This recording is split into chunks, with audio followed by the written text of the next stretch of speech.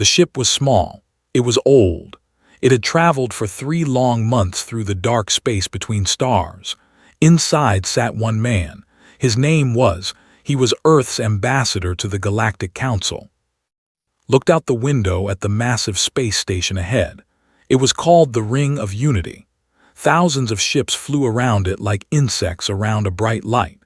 The station was home to the Galactic Council, where all the powerful alien species came to talk and make decisions together.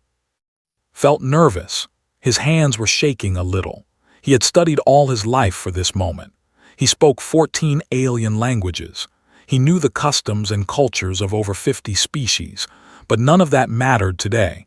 Today, he carried a warning that could save billions of lives. His ship docked at port 712, a small port, a port for unimportant visitors, did not care about the insult.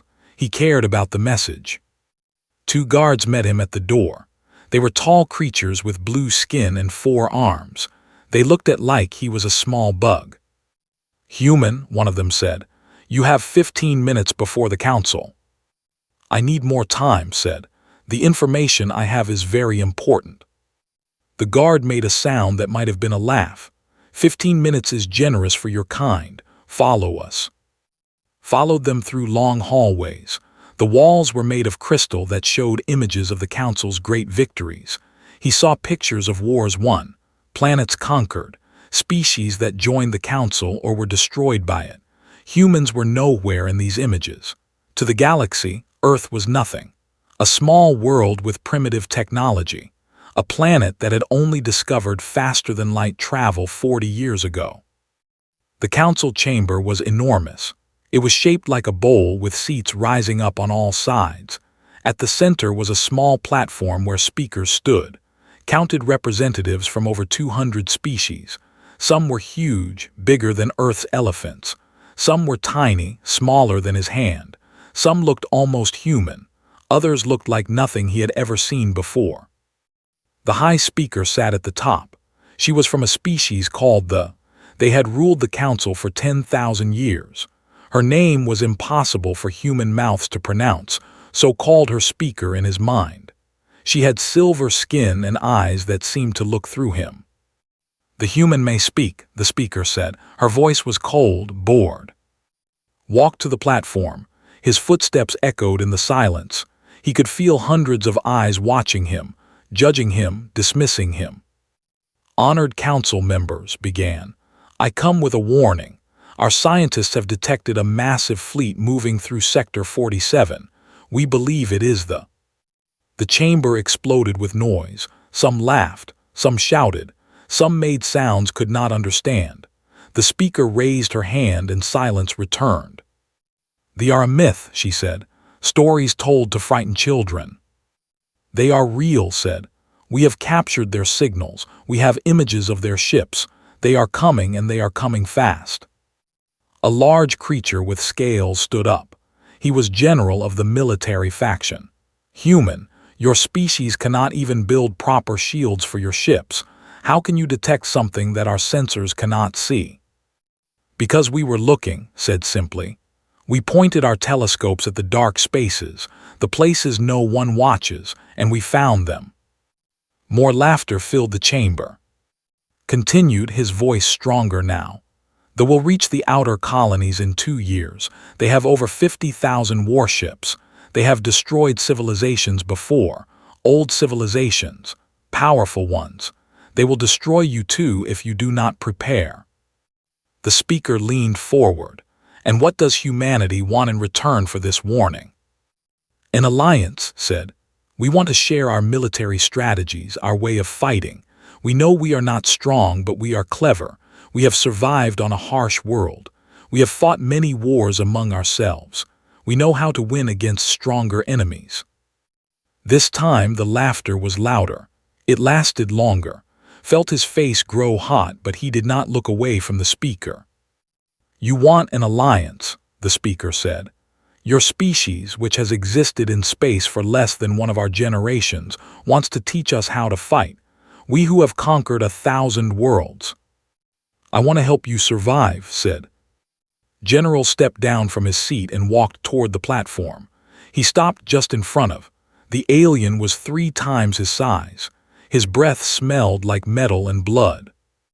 "Little human," said, "go back to your small planet, play with your simple ships, leave the real universe to those who understand it." Looked up at him without fear. Back on Earth he had faced worse. He had grown up in a poor village. He had worked in factories. He had fought in Earth's last great war before the world united. This alien did not scare him. "I will leave," said, "but remember this moment. Remember that we tried to warn you. Remember that we offered our help, because when they come, and they will come, you will wish you had listened." He turned and walked toward the exit. The laughter followed him. The insults followed him, but kept walking. At the door he stopped and looked back one last time. "We will prepare alone," he said, "and when you finally believe us, you will have to come to us, and we will remember how you treated us today." The chamber fell silent for just a moment. Then the laughter returned, louder than before. Walked back to his small ship. He sat in the pilot's seat and looked at the ring of unity one last time. Somewhere behind those crystal walls, the most powerful beings in the galaxy were still laughing at him. He pressed a button on his communication device. A face appeared on the screen. It was Admiral, commander of Earth's secret fleet. "They did not listen," said.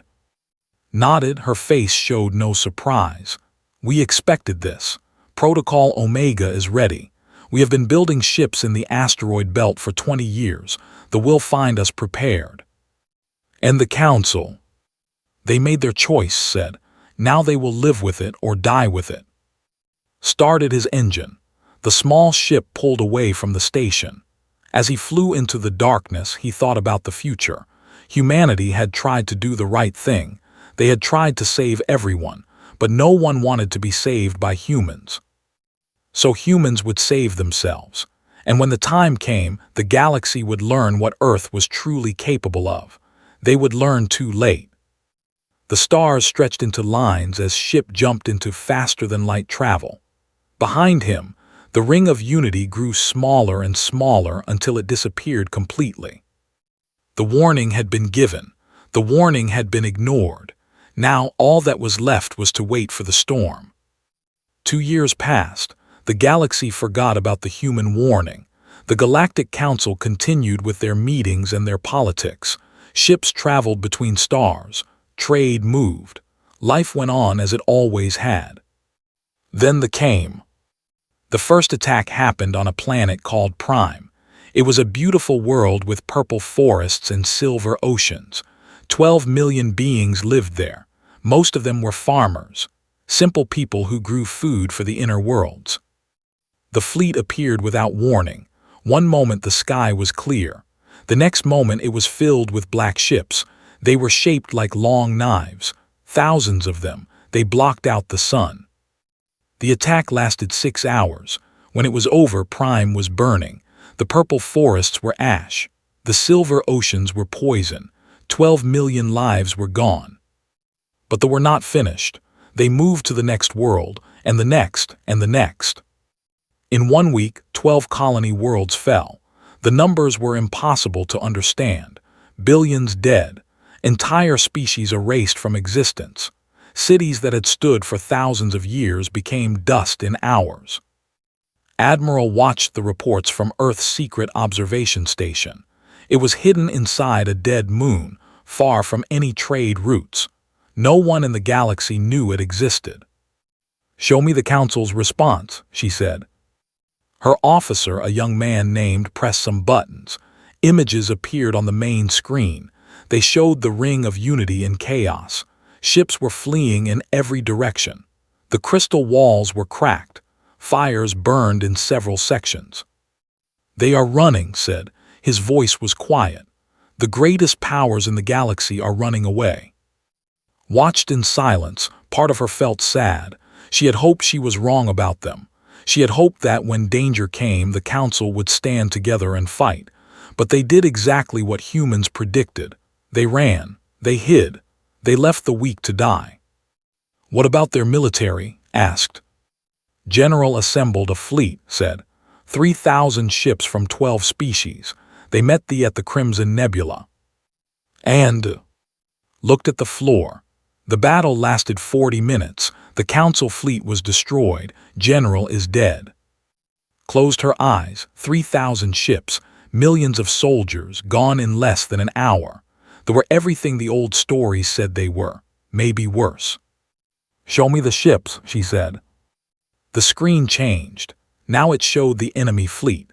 The Black Knife ships moved through space like a dark river, but among them were larger vessels, much larger. They were shaped like pyramids, each one the size of a small moon. We count 52,000 combat ships, said, and 12 command pyramids. Each pyramid contains enough weapons to destroy a planet. Weapons, said, but also a weakness. Looked at her with surprise. A weakness. Everything has a weakness, said.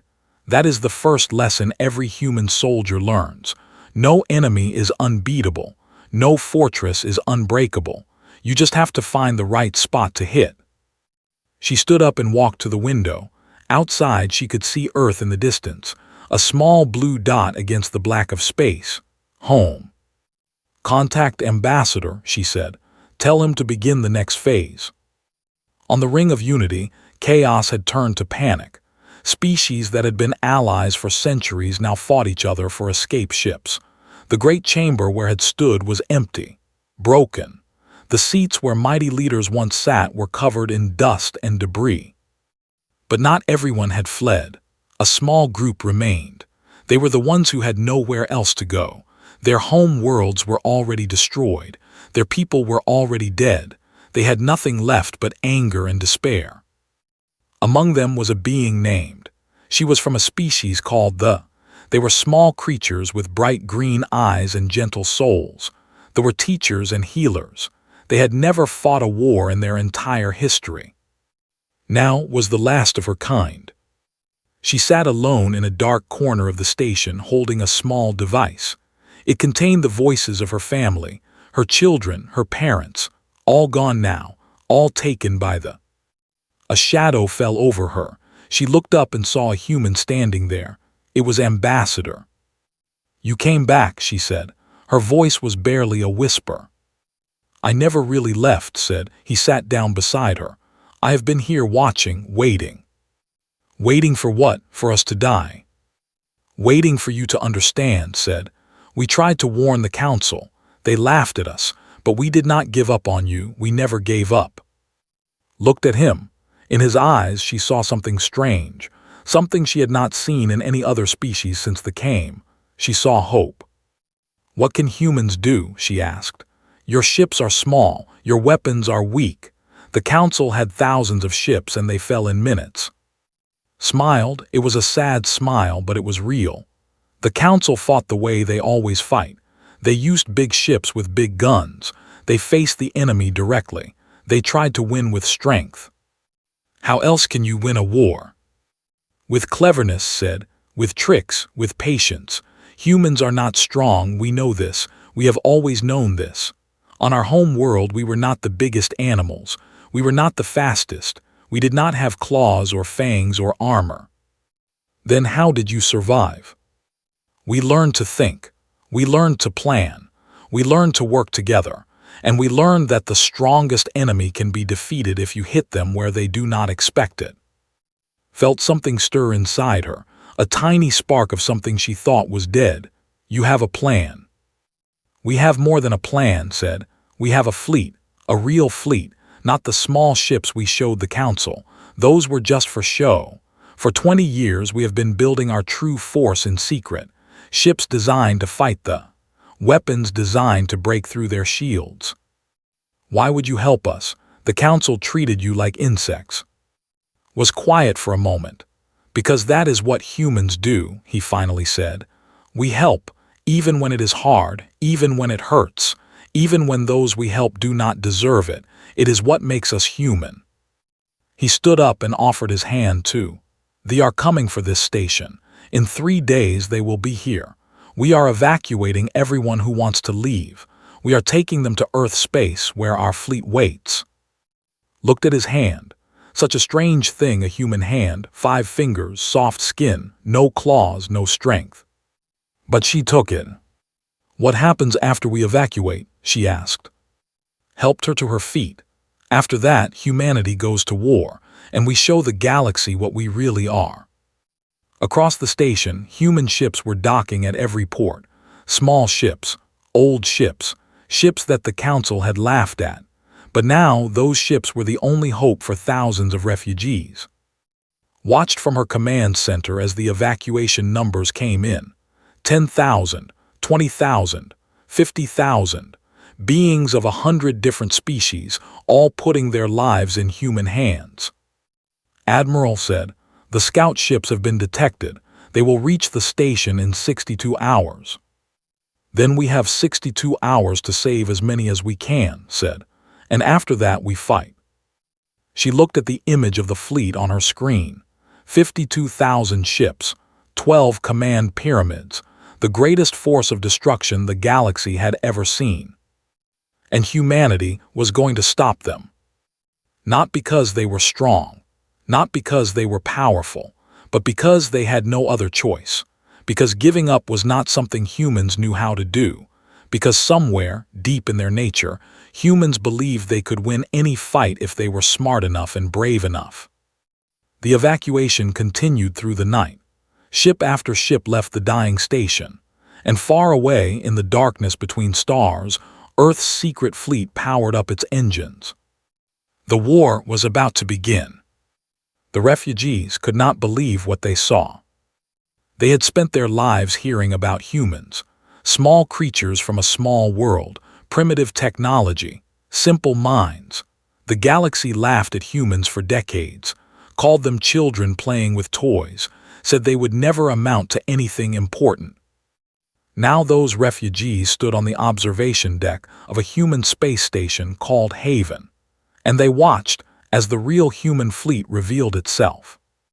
Ships came out of hiding from everywhere, from inside hollow asteroids, from beneath the frozen moons of distant planets, from deep space stations that had no records in any database, ship after ship after ship. Counted them, she stopped at 5,000. There were still more coming. "This is impossible," said a being standing next to her. He was a large creature with scales, one of the few survivors from General's species. "How did humans build all of this without anyone knowing?" "Because no one was watching," said quietly. "No one thought we were worth watching." The ships were not like anything the galaxy had seen before. They were not big and beautiful like Council warships. They were small, dark, sharp. They looked dangerous, like the weapons of hunters rather than soldiers. Admiral stood at the center of her command ship, the Iron Will. Around her, officers from Earth worked at their stations. The bridge was quiet, focused. Every person knew their job. "All ships reporting ready," said. "Total count is 8,400 combat vessels, 200 support ships, 40 special operation craft." "And the new weapons?" asked. "Loaded and tested. The science teams say they will work, but we have never used them in real battle." Nodded. This was the truth of their situation. Humans had prepared for 20 years.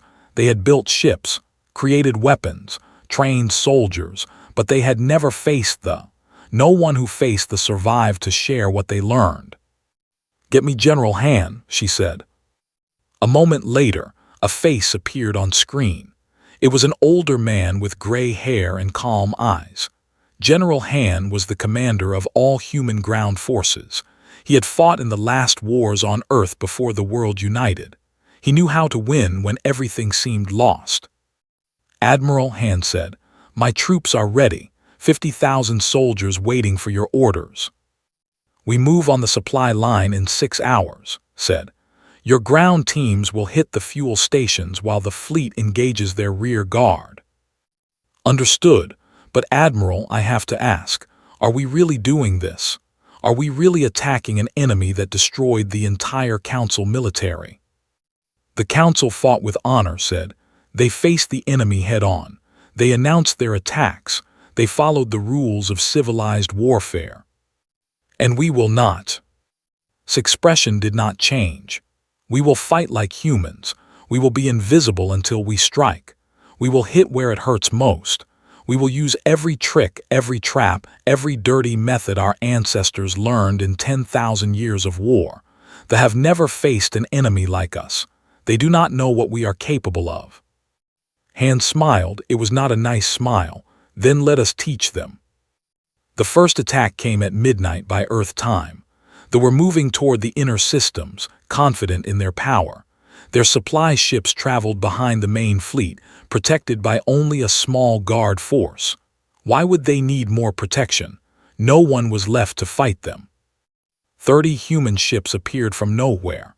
They had been hiding in the debris field of a destroyed planet, engines cold, systems dark. The sensors never saw them coming. The attack lasted 4 minutes. Human missiles tore through the supply ships like fire through paper. The guard ships tried to respond, but human vessels were too fast, too small, too hard to hit. When they finally organized a defense, the human ships were already gone, vanished back into the darkness. 12 supply ships destroyed, fuel for 1,000 warships, gone. The commander, a being known only as the Voice, received the report. For the first time in the long campaign, something unexpected had happened. "What species attacked us?" the Voice demanded. "Humans," his officer replied, "from the small world called Earth." Humans? The Voice had heard of them, weak creatures, barely worth noticing. Send 300 ships to find them and destroy them.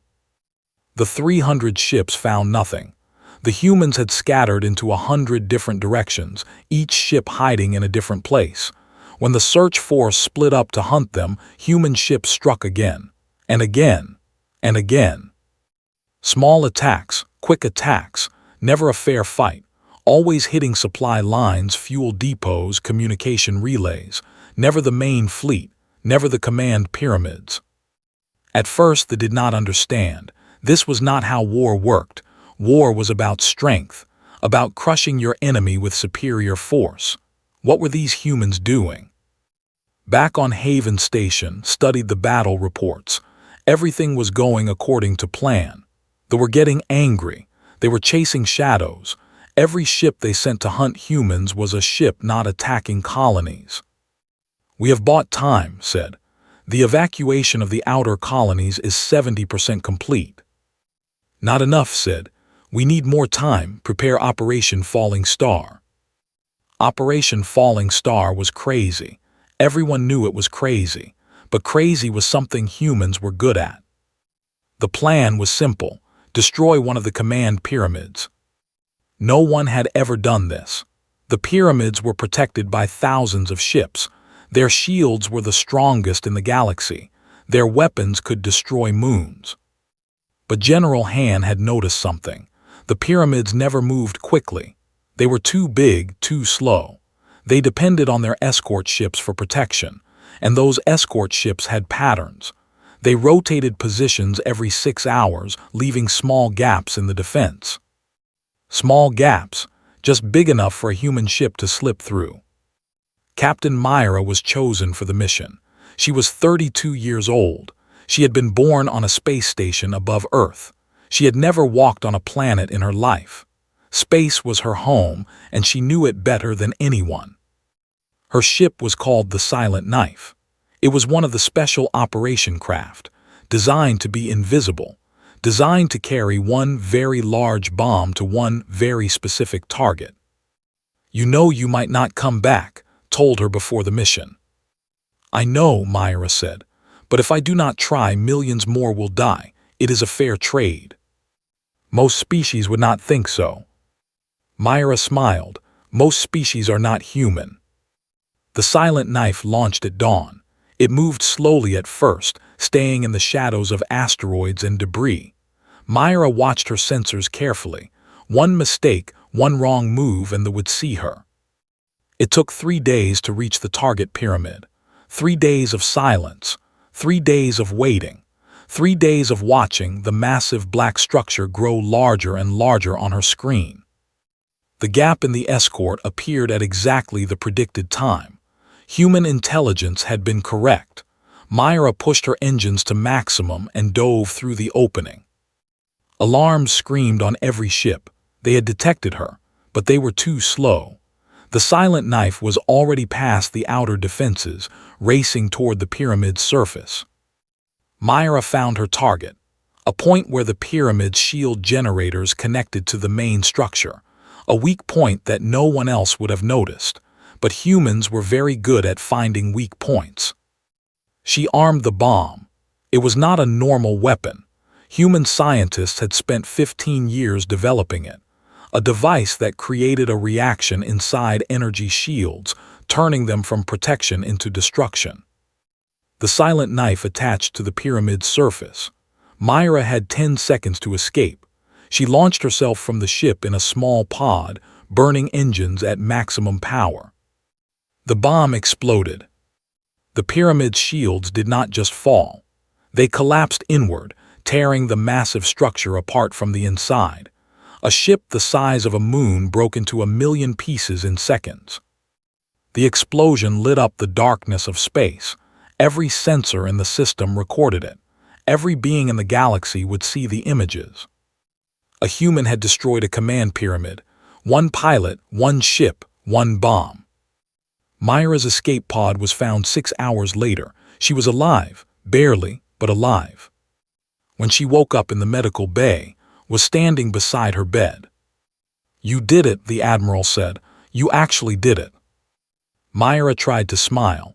"We are humans. We do impossible things before breakfast." Across the galaxy, the news spread. They could be hurt. They could be beaten.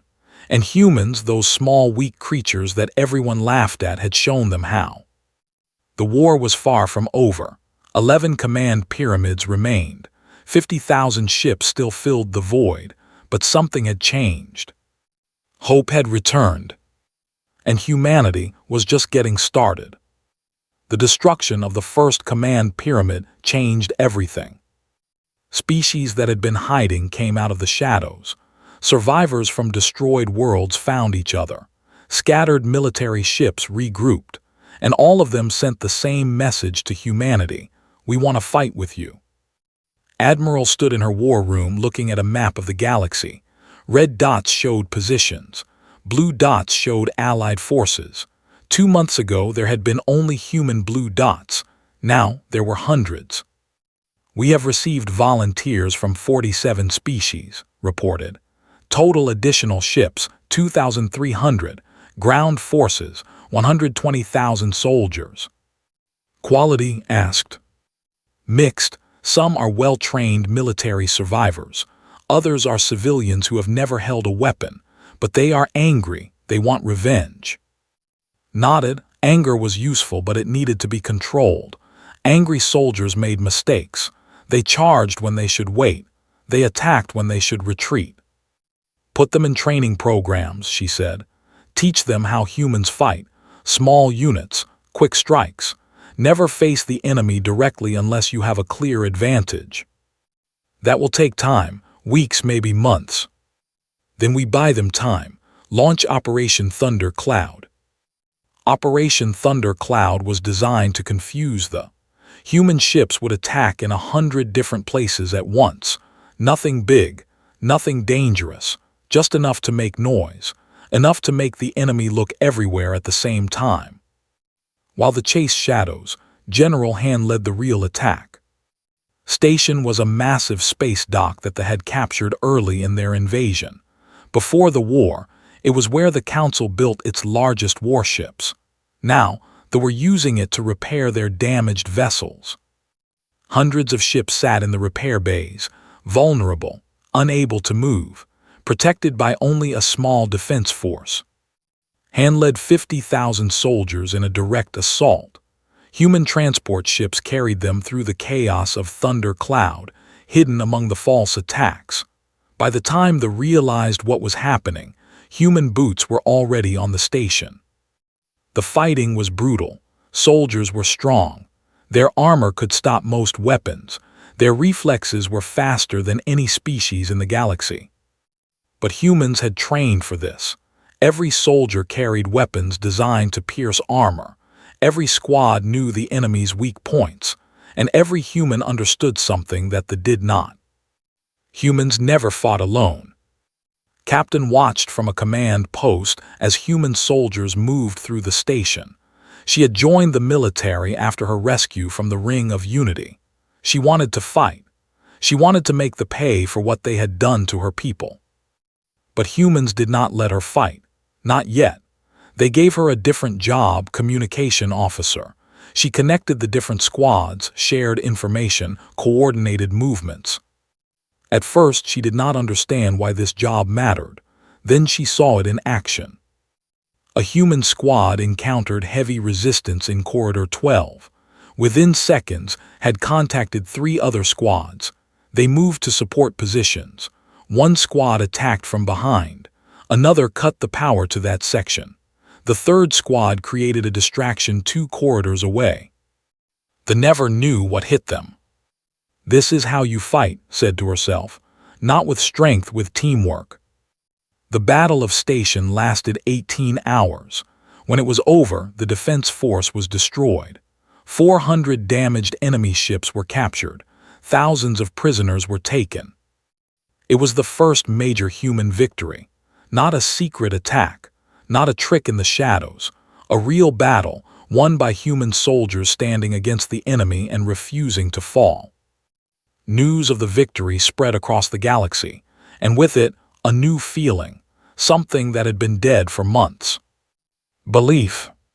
The voice watched the reports from his remaining command pyramid. The humans were becoming a problem, a real problem.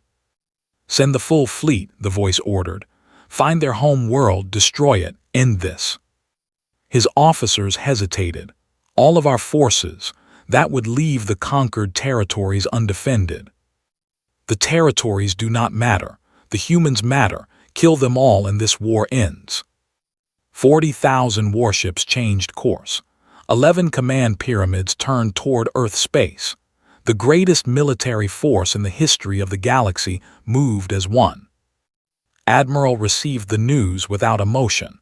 This was what she had been waiting for. "They are coming," she said to her officers. "All of them, everything they have." "Can we stop them?" asked. "We do not need to stop them. We need to hurt them badly enough that they give up. They have conquered many species, but they have never faced a war they could not win quickly. They are not prepared to fight for years. They are not prepared to lose." "And we are." Smiled. "We have been losing for our entire history. We lost wars, we lost lands, we lost everything again and again. But we always came back, always rebuilt, always found a way to win in the end. That is the human secret. We do not know how to give up." The final battle would take place near a star called Hope. It was a young star, surrounded by dust clouds and asteroid fields. Perfect terrain for the kind of fighting humans did best. Positioned her fleet carefully. Larger ships in the center to draw the enemy's attention. Smaller ships hidden in the dust clouds, ready to strike from unexpected angles. Ground forces waited on nearby asteroids, prepared to board damaged enemy vessels. And something else, something they did not expect. The volunteers had finished their training, 2,000 ships from 47 different species. They were not as skilled as human pilots. They were not as experienced, but they knew how to fight together. They knew the human way. When the fleet arrived, they found something unexpected. An organized resistance, a unified force, species that had never worked together before, now fighting as one. The voice was confused. This was not supposed to happen. The galaxy was supposed to be broken, divided, easy to conquer. "Attack," the voice ordered. "Destroy them all." The battle began at dawn by Earth time. 40,000 ships against 8,000 human vessels and 2,000 allied craft. The numbers were impossible. No sane commander would fight with such odds. But humans had never been sane about war. The charge straight at the human formation. It was their standard tactic, overwhelming force, direct assault. It had worked against every other enemy. The human formation broke apart. Ships scattered in every direction. The thought they were running. They were wrong. From the dust clouds came 1,000 hidden vessels. From the asteroids came 1,000 more. They hit the flanks, the rear, the supply ships. They aimed for engines, for shield generators, for communication arrays. They did not try to destroy the enemy ships. They tried to cripple them. The fleet, so organized moments before, became chaos. Ships crashed into each other. Weapons hit friendly vessels. The voice screamed orders, but no one could hear him over the confusion. And then the main human fleet returned, not running anymore, attacking. General Han led the boarding teams.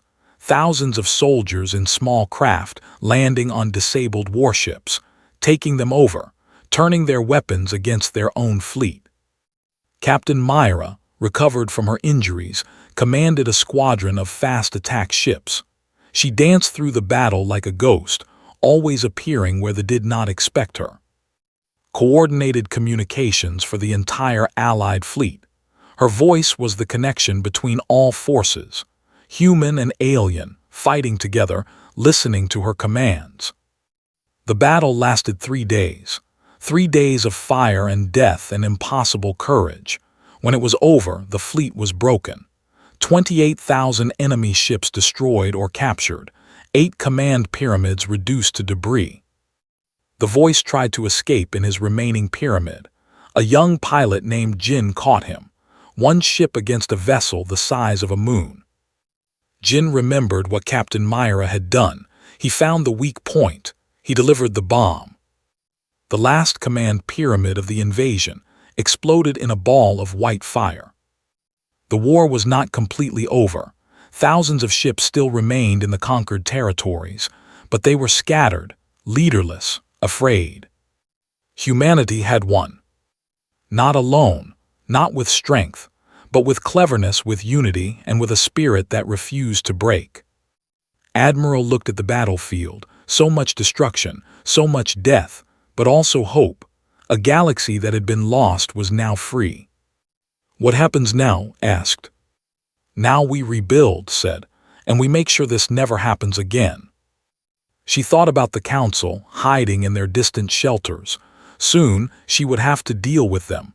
They would want to take control again, want to pretend that nothing had changed. But everything had changed. Humanity had proven its worth, and the galaxy would never look at Earth the same way again. The Ring of Unity had been rebuilt, not by the Council but by human engineers and thousands of volunteers from rescued species. The crystal walls were new. The Great Chamber was restored, but nothing was the same as before. Ambassador walked through the corridors he had walked 3 years ago, the same path, the same turns, the same doors, but this time no one laughed. This time everyone stepped aside to let him pass. The representatives of the Galactic Council waited in the chamber. They had come back from their hiding places after the war ended. They had cleaned their uniforms and polished their badges of office. They wanted to pretend that they were still in charge. But their seats were only half full. The other half belonged to new species now, species that had never been allowed in the Council before, species that had fought alongside humanity and earned their place at the table. Sat in one of those new seats, the last, the voice for all the species who had lost everything and found new hope. The High Speaker was gone. She had died during the invasion, killed by the while trying to escape. Her replacement was a young named Tal. He looked nervous. He should be. "This meeting will begin," Tal said, his voice shaking slightly. "We are here to discuss the future of the Galactic Council and humanity's role in." "No," said. The chamber went silent. No one had ever interrupted a High Speaker before. "No," Tal asked. "What do you mean, no?" Stepped forward to the central platform. The same platform where he had stood 3 years ago, begging for help, receiving only laughter. "We are not here to discuss humanity's role in anything," said. "We are here to explain how things will work from now on." "You cannot," a representative started to say. "I can." His voice was not loud, but it filled the chamber. 3 years ago I stood here and warned you about the. You laughed. I offered you alliance. You refused. I asked for a chance to help. You sent me away like a beggar." He let the silence stretch. Every being in the chamber remembered that day. Many of them had been the ones laughing. "When the came, what did you do? You ran, you hid, you left billions to die, you abandoned the weak, you saved yourselves and nothing else." "We did not have the power to fight," Tal said weakly. "You had 3,000 warships at the Battle of the Crimson Nebula. You had resources. You had soldiers. What you did not have was the will to sacrifice, the will to stand for something other than your own survival." Turned to look at the entire chamber. His eyes moved from face to face, species to species. Humanity had 8,000 ships. We had no allies. We were called primitive and weak by everyone in this room, yet we fought. We bled. We died, not just for ourselves, for everyone. We protected your people when you would not. We freed your worlds when you could not. We did what you should have done. "We are grateful," Tal said quickly. "The Council is deeply grateful for humanity's service. We will honor your people with—" "We do not want your honors," said. "We do not want your gratitude. We want change." Admiral stepped into the chamber. General Han walked beside her. Captain Myra followed. And behind them came hundreds of human soldiers and their alien allies, filling the seats that had once belonged to Council guards. "The old Council is finished," said. "Your system failed. Your leadership failed. When the galaxy needed protection, you offered nothing." "Then what do you want?" Tal asked. His voice was barely a whisper now. "Answered, a new order, a true alliance. Not one where some species rule and others serve. Not one where the strong ignore the weak. A council where every voice matters, where threats are faced together, where no one gets left behind." "And who will lead this new council?" Smiled. It was the same smile he had given 3 years ago before he left in shame, but now it meant something different. "Everyone will lead," he said. "That is the human way. We do not believe in masters and servants. We believe in partnership. We will share what we have learned, our technology, our strategies, our way of fighting, and in return we expect everyone to contribute, to stand together when darkness comes again." Rose from her seat. Her voice was soft, but the chamber was so silent that everyone heard her clearly. "My people are gone," she said. "They existed for 200,000 years. We built libraries of knowledge. We healed the sick of 100 worlds. We never hurt anyone, and they destroyed us in one day." Tears fell from her green eyes, but she did not look away from the council representatives. "The humans could have left us to die. When I met Ambassador on the burning station, he had no reason to help me. I was nothing, a survivor of a dead species, a ghost with no power and no value." She wiped her eyes. "But he helped me anyway. He took my hand and said that is what humans do, they help, even when it is hard." She turned to face, and in all the humans in the chamber. "I speak for the new species, the ones who joined humanity in the war. We agree to this new order. We will follow human leadership, not because they are strong, not because we are afraid, but because they have earned our trust. They stood for us when no one else would." One by one, the representatives of the new species rose. They spoke their agreement. They pledged their support. The old council representatives sat in silence. They had no choice. Their power was gone. Their reputation was destroyed. They could accept the new order or be left outside it. Tal, the new High Speaker, finally stood. "They accept these terms. We will work with humanity to build a better future." The other old representatives followed, one after another. Some looked angry, some looked afraid, but all of them agreed. Nodded. "Then it is done. The old council is ended. The new alliance begins today." After the meeting, walked to the observation deck. He stood at the window and looked out at the stars. So many of them. So many worlds. So many species trying to live their lives in the darkness between lights. Joined him. They stood in silence for a long time. "We did it," she finally said. "We actually did it." We survived, said. We protected those who needed protection. We built something better from the ashes of something broken. And now what? We rule the galaxy. Laughed, it was a real laugh full of warmth. We guide the galaxy, we teach, we help, that is all. The moment we become like the old council, we lose everything that makes us human. You think we can stay that way? Power changes people. Then we will build systems that limit power. We will create checks and balances. We will make sure that no one species, no one person can control everything. It is what humans do.